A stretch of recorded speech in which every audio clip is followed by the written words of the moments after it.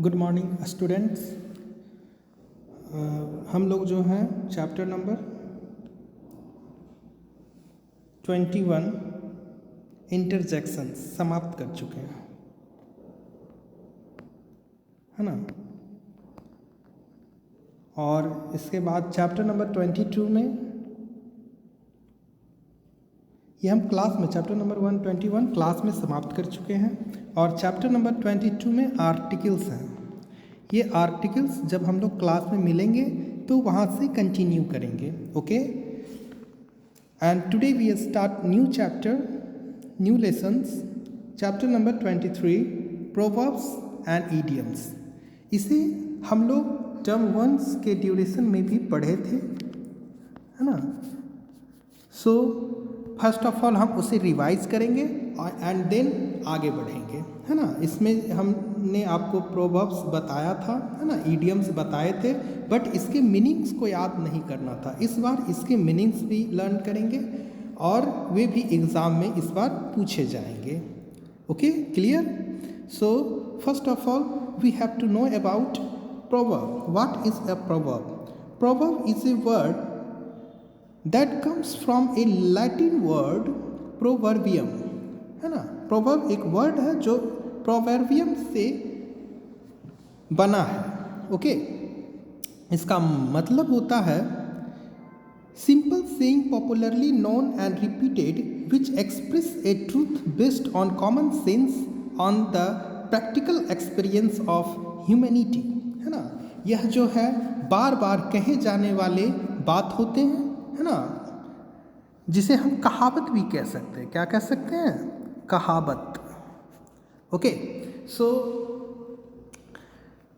ये जो है ट्रुथ, इसमें सच को एक्सप्रेस करते हैं, सच्चाई को बतलाते हैं। और ये जो है ह्यूमन के प्रैक्टिकल एक्सपीरियंस से आए हैं। मतलब यह समय के साथ जैसे जैसे समय बदलता गया, ह्यूमन लाइफ एग्जिस्ट करती गई और ह्यूमन लाइफ जैसे जैसे आगे बढ़ती गई, उस तरह से उन्होंने जो अपने अनुभव से सीखा उसी को वो बार बार कहते हैं और इसी को हम प्रोवर्ब्स कहते हैं, ओके।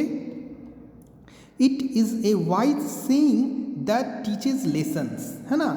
यह जो है कुछ प्रसिद्ध ऐसे कही गई बातें हैं, है ना, बुद्धिमता से कही गई बातें हैं जो हमें कुछ सिखाने का काम करती है, okay. For example beauty lies in the eyes of the beholder, है ना। मतलब सुंदरता जो है देखने वालों की आँखों में बसती है ना। सुंदरता चीज़ों में नहीं होती है, बल्कि जो उस चीज़ को देख रहे हैं उनकी आँखों में होनी चाहिए, है ना। नहीं तो ताजमहल जो कि बहुत ही खूबसूरत बिल्डिंग है वो भी सुंदर दिखाई नहीं पड़ता है ना। इस बात की मतलब को आप समझेंगे। नेक्स्ट हमारा है टॉपिक ईडियम।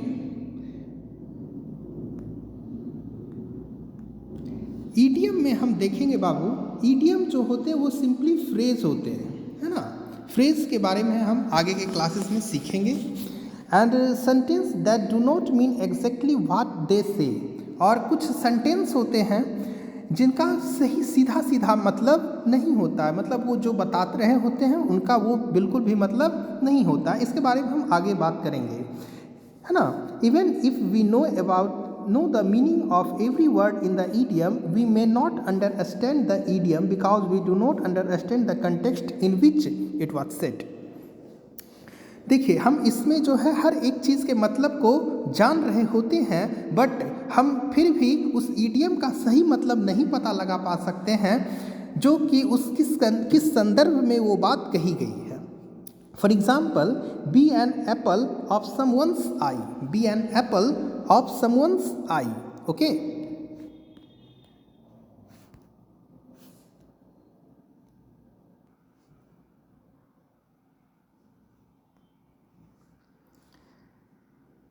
तो हमने एग्जाम्पल में देखा be an apple of someone's eye, है ना।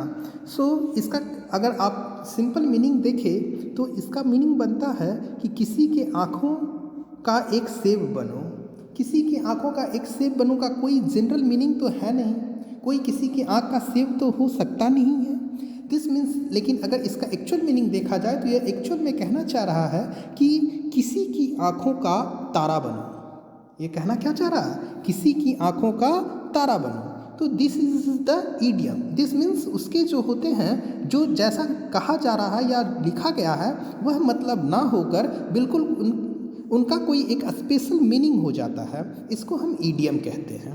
ओके, इसे भी हम देखेंगे। ओके, सो नाउ अब आप समझ चुके हैं प्रोवर्ब और ईडियम क्या होते हैं। Now we come to the question number A.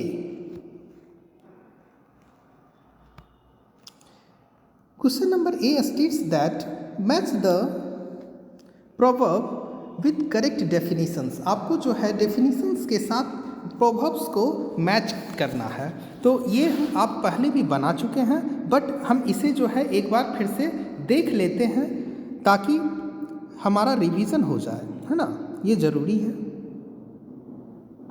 So now we discuss one by one.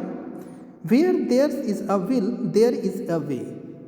इसका मतलब होता है जहाँ चाह होती है वहाँ पर राह निकल ही आते हैं।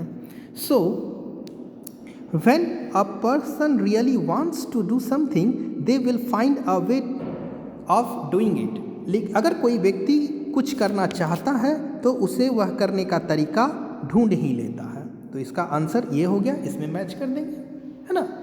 ए बर्न चाइल्ड ड्रीड्स फायर। एक जला हुआ बच्चा आग से डरता है ना। सो इसके लिए हम आप मैच करेंगे।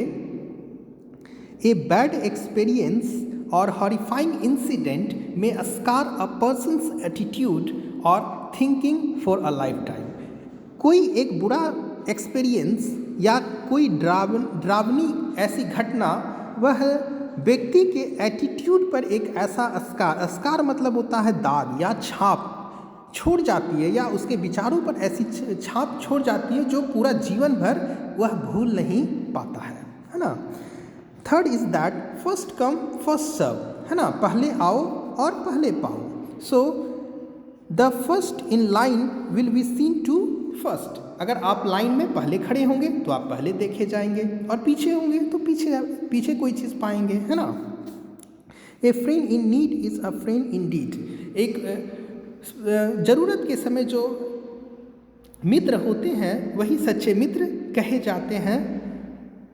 This means A friend who helps when one is in a lot of trouble is a real friend. एक दोस्त वह दोस्त जो आपको उस समय सबसे ज़्यादा मदद किया है, जिस समय आप बहुत बड़ी समस्या से घिरे हुए थे, वही आपका सही में दोस्त है।